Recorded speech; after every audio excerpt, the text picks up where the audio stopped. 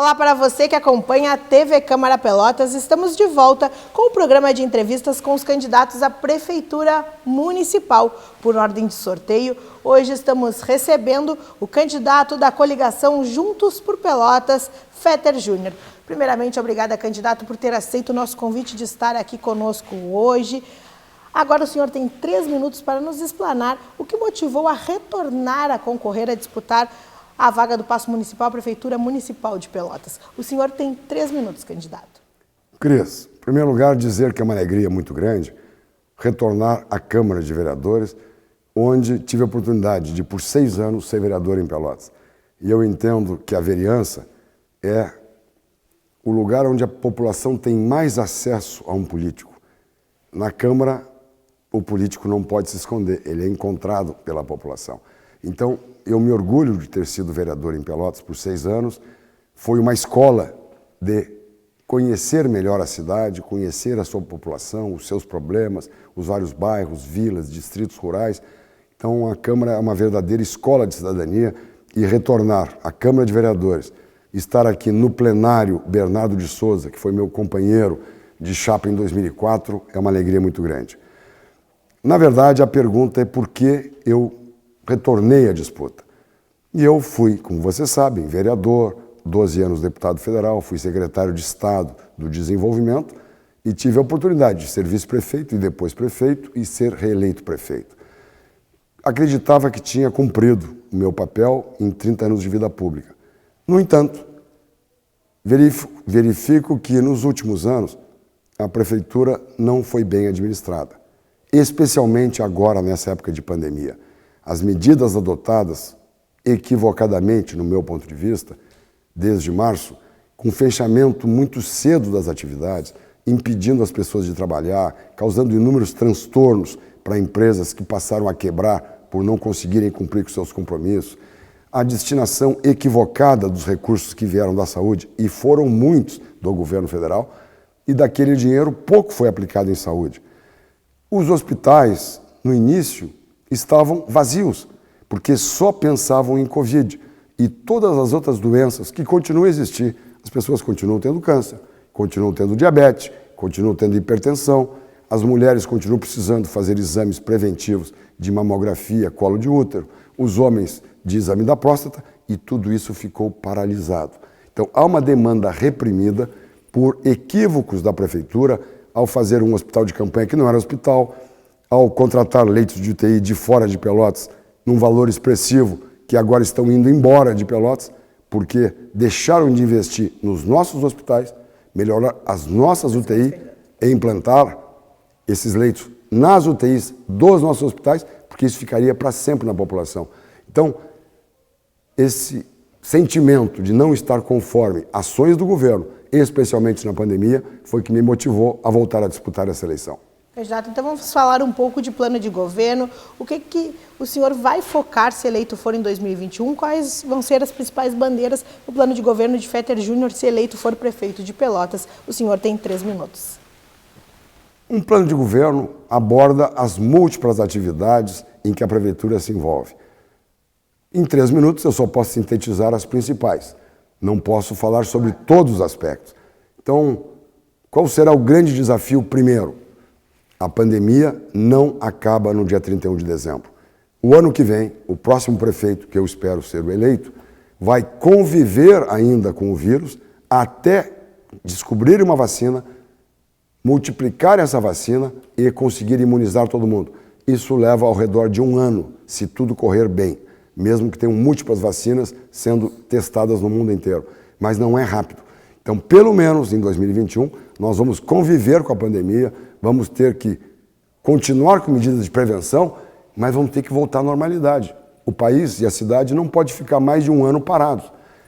Aí nós vamos ter que, como eu disse antes, hospitais não atenderam, procedimentos eletivos, doenças se agravaram com o Fique em Casa, e nós vamos ter que fazer um mutirão para recuperar essa fila que já havia antes e que aumentou neste ano.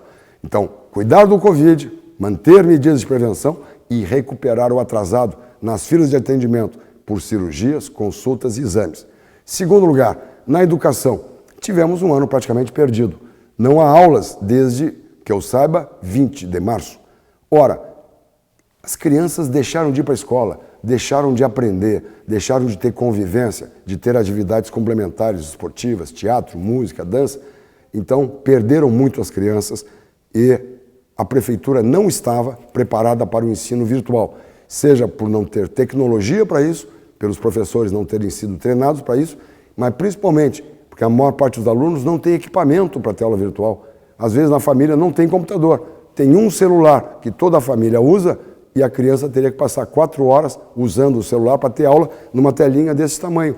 Então, não se prepararam para o ensino. E nós vamos ter que, nos próximos 2 anos, 2021 e 2022, dar as aulas normais, alternando parte presencial e parte virtual, para, em 2 anos, fazer 3 e recuperar o ano perdido. Outra questão desafiadora vai ser superar a crise econômica. Nós já vimos de uma crise anterior, desde 2015, quando a economia estava começando a se recuperar, veio a pandemia. E aí quebraram empresas, perdemos empregos e vamos ter que retomar o desenvolvimento com medidas de apoio às empresas que existem, retomar empregos, atrair investimentos. Enfim, vai ser um enorme desafio a saúde, a educação e o trabalho, entre tantas outras coisas que também serão prioridade no nosso governo. Candidato, vamos então começar a rodada dos temas específicos. Eu vou pedir para o candidato sortear aqui um tema. Opa. Serviços públicos. Candidato, serviços públicos eu vou focar numa situação local que é a nossa água, que é pública atualmente, né? O senhor, no governo do senhor, já teve investimentos em estações de tratamento. Então vamos focar nessa situação, nesse serviço que é de fundamental importância para a população de Pelotas. Como que vai ficar o investimento em estações de tratamento de água? Como que vai ficar a água em Pelotas na sua gestão, se o senhor for eleito prefeito de Pelotas em 2021? 4 minutos, candidato. Existe uma contradição enorme, pois Pelotas é cercada de água e este ano teve uma seca violenta, o Laninha, o Santa Bárbara baixou 4 metros e tivemos praticamente racionamento de água, proibições de uso da água, que ficou escassa. Claro, o Santa Bárbara foi inaugurado em 66, 1966, 60 anos atrás. E não cuidaram disso.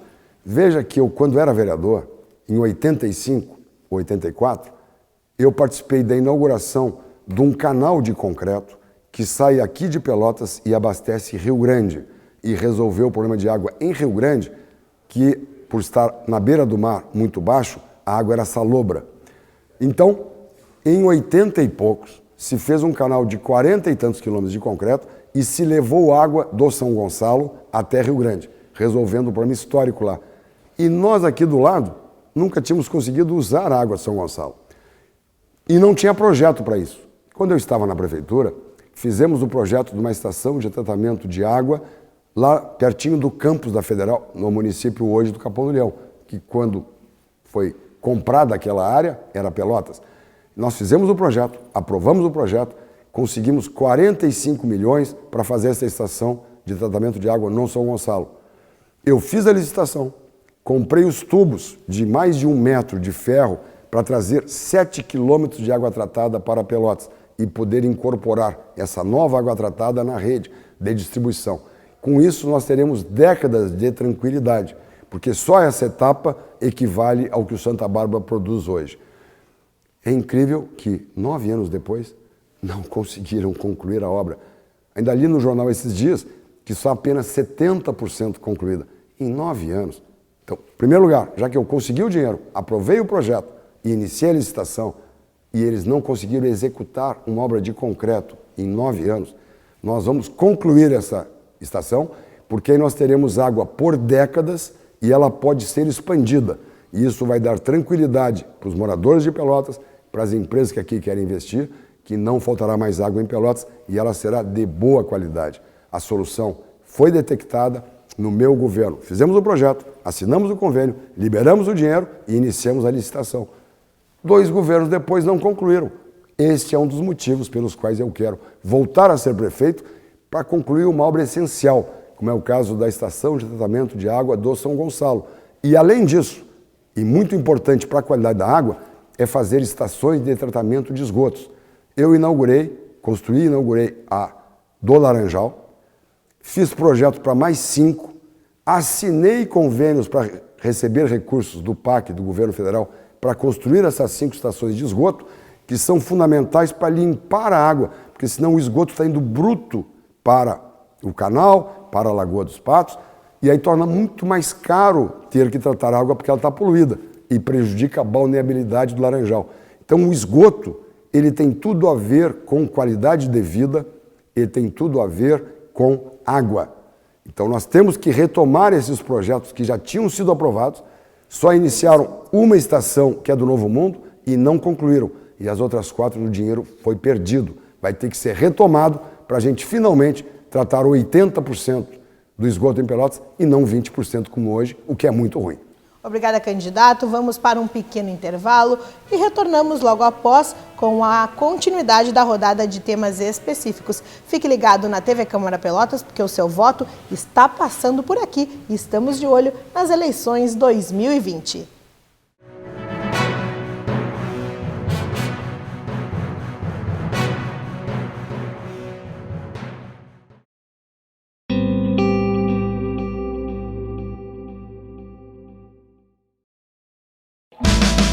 Eu quero ser campeão em Tóquio 2020, quando o surf disputar as Olimpíadas pela primeira vez na história.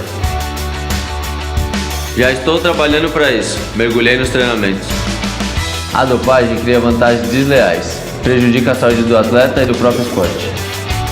E é por isso que o controle de dopagem é tão importante. Dropar sempre, dopar nunca. Jogo Limpo.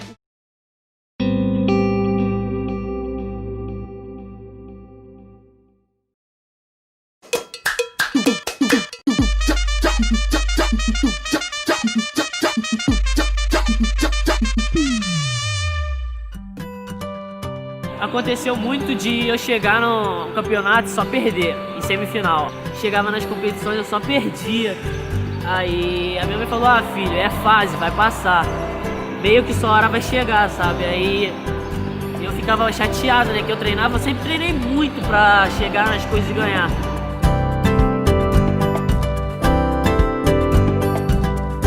Eu fui pra taça, ganhei a semifinal, eu falei, pô, cara, eu vou ganhar agora. Eu comecei a final perdendo, faltando 20 segundos, eu dei o Yuko nele.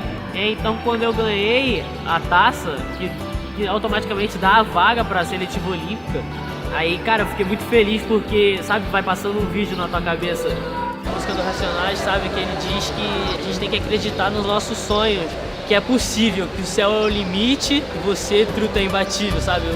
Por meio de diversos programas, o Ministério do Esporte incentiva milhares de brasileiros a terem uma vida mais saudável, dando novas oportunidades de inclusão social para meninos e meninas, jovens e adultos que encontram no esporte os valores que passam a fazer parte de suas vidas e permite aos atletas e para-atletas que estão crescendo nas categorias de base e nas de alto rendimento superarem seus limites. Ser homem, cá entre nós, é fácil. Vivemos em um mundo rodeado de privilégios. Para as dificuldades com os filhos, temos as mães. Para os mesmos trabalhos, melhores salários. Mas e para lutar contra todas essas injustiças, será que temos a coragem?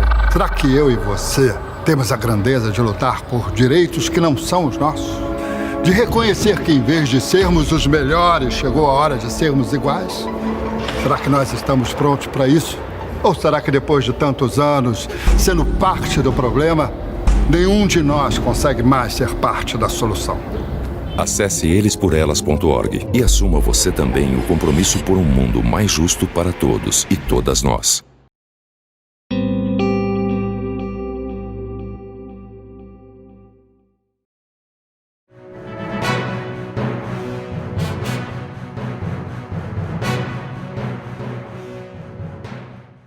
Estamos de volta com o programa de entrevistas das eleições 2020, hoje recebendo o candidato Fetter Júnior da coligação Juntos por Pelotas. Voltamos com as perguntas de temas específicos. Vou pedir para o candidato sortear mais uma vez o tema.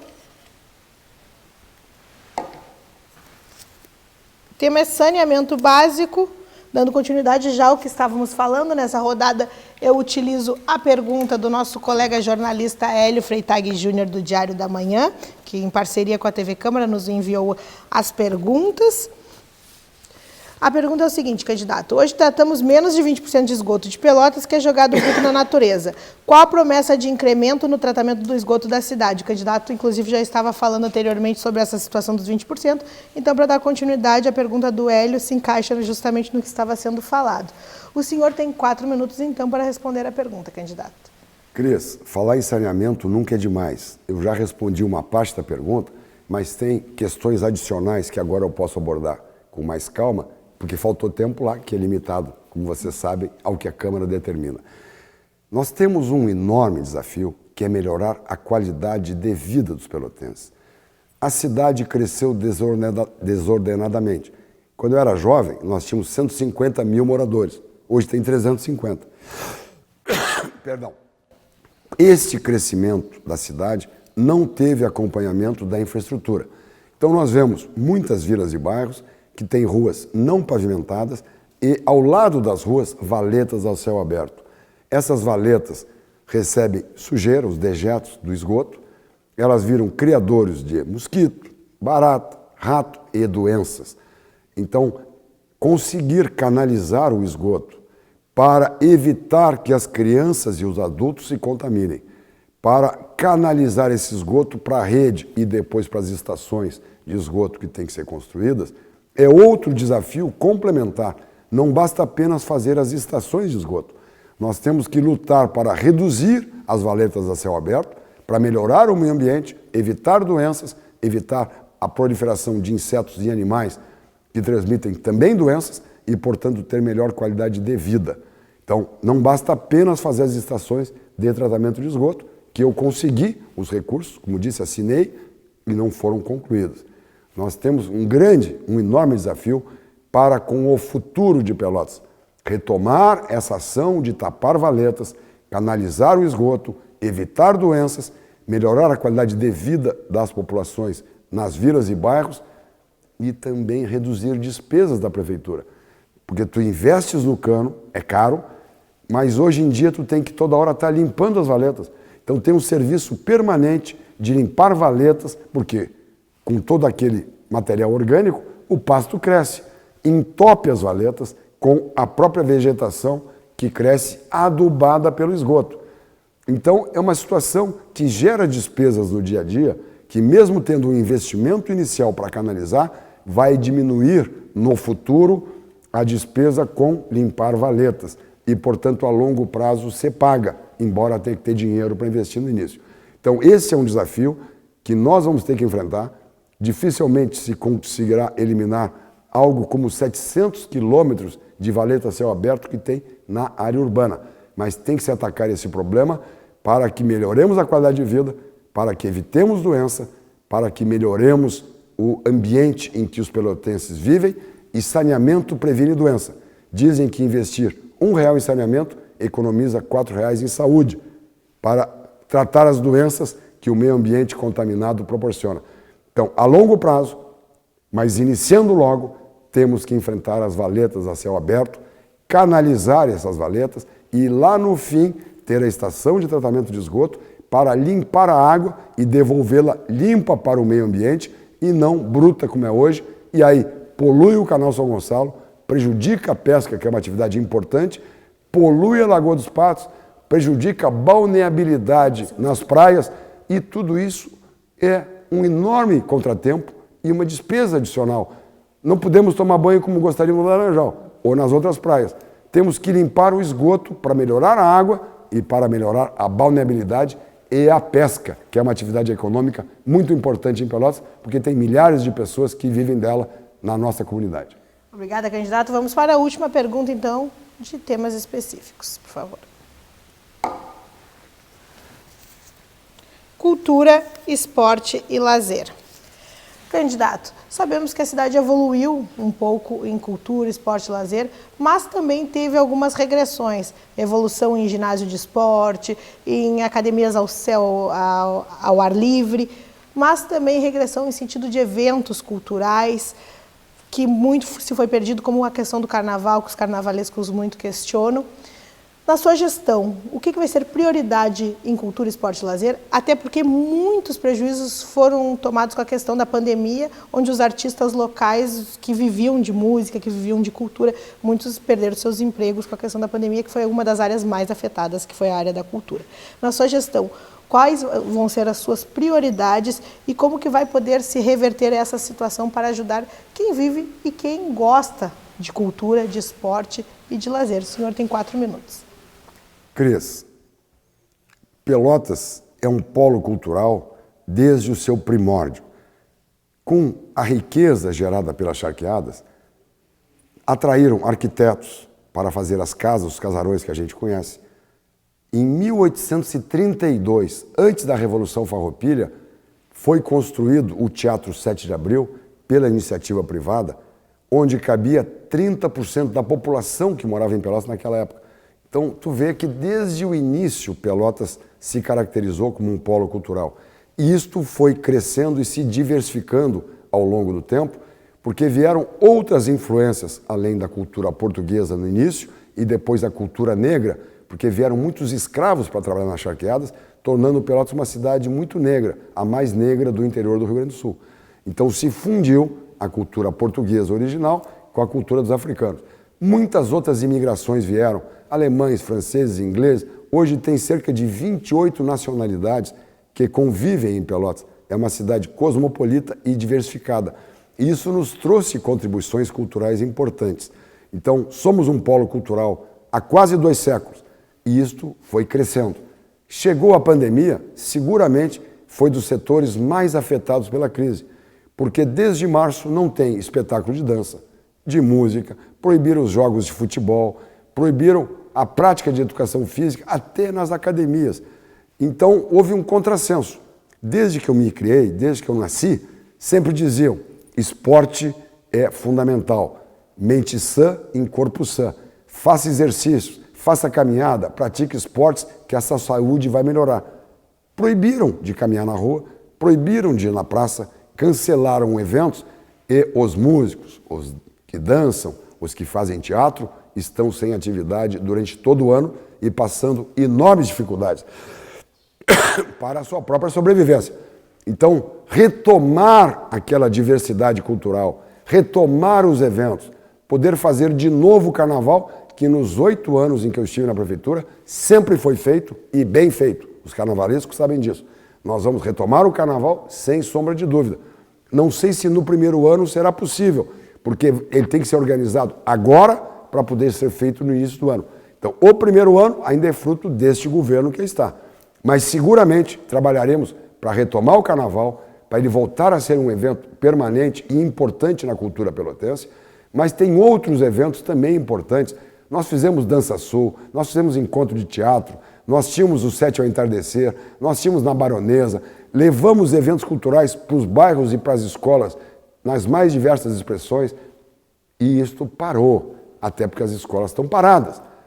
Nós criamos, no meu governo, em 2009, a lei do Procultura, que era uma demanda do setor cultural para apoiar artistas locais. Sabe que nos últimos 2 anos não teve dinheiro do Procultura? Esqueceram, e era antes da pandemia. Isso não é da pandemia, já era antes da pandemia, que nos últimos 2 anos não pagaram os recursos aprovados para os artistas nos mais diversos ramos da cultura poderem ser auxiliados e apoiar a produção local de cultura. Então, não concluíram o 7 de abril, pararam para a cultura e agora com a pandemia esse setor vive uma crise intensa. Sabemos da importância da cultura em Pelotas e vamos trabalhar muito para apoiar os eventos, apoiar os artistas e retomar o nosso papel de polo cultural, como até já foi reconhecido, Pelotas como capital da cultura no Rio Grande do Sul. Candidato, vamos então para as considerações finais, uma avaliação dessa entrevista e também o que o senhor gostaria de acrescentar para se eleito for em 2021. O senhor tem 3 minutos, candidato. Cris, eu sou uma pessoa que gosta de prestar contas do que eu faço. Quando eu acabei meu período na prefeitura, eu fiz um relatório de mais de 300 páginas, onde em cada uma delas tem a foto de uma ação que se fez, construiu uma ponte, construiu um ginásio de esportes, gabinete odontológico, salas de recursos nas escolas, laboratórios de informática, redes de água, redes de esgoto, tudo tem por bairro, e por exemplo, aqui é Praias, diz quanto foi investido, e nas páginas seguintes, em cada página tem uma ação, a foto comprovando que aquilo é verdade, o valor que ela custou e de onde veio o recurso, porque grande parte veio de outras esferas de governo. Resumi isso num outro livro, que eu escrevi em 2013, depois que eu saí da prefeitura, e publiquei em 2014, que resume um pouco disso de uma forma mais literária, porque é uma página aqui para cada evento.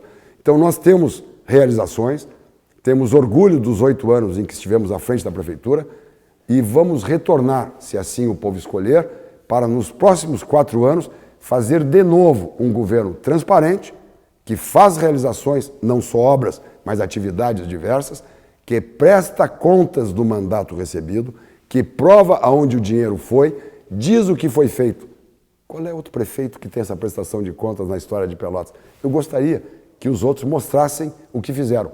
Eu não só mostrei, como comprovei o relatório de 2012, quando eu estava saindo, o livro que eu escrevi em 2013. Portanto, a gente é transparente, presta contas e agora quer retornar para vencer essa crise, superar os contratempos da pandemia, retomar o atendimento à saúde, reduzindo as filas que já existiam e pioraram, recuperar o ano perdido na educação, gerar emprego, apoiar as empresas que hoje estão com sérias dificuldades, retomar as obras de saneamento que a gente conseguiu dinheiro, como a estação de São Gonçalo e as estações de esgoto, e foram paralisadas, tapar valetas, retomar a iluminação pública, cuidar adequadamente das ruas. Nós temos mais de 300 quilômetros urbanos de vias não pavimentadas e 1.200 quilômetros de estradas rurais. Anda pelas vilas e vai na colônia. É uma buraqueira danada. Não estão cuidando bem, nem das vilas, nem dos distritos. É preciso governo e está faltando gestão em Pelotas.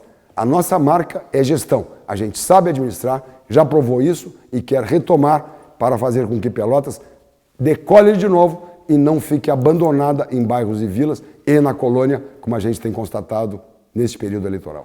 Obrigada, candidato. Mais uma vez agradecemos o convite de ter estado aqui conosco nessa entrevista. A TV Câmara Pelotas continua de olho nas eleições 2020, pois afinal, o teu voto tem poder.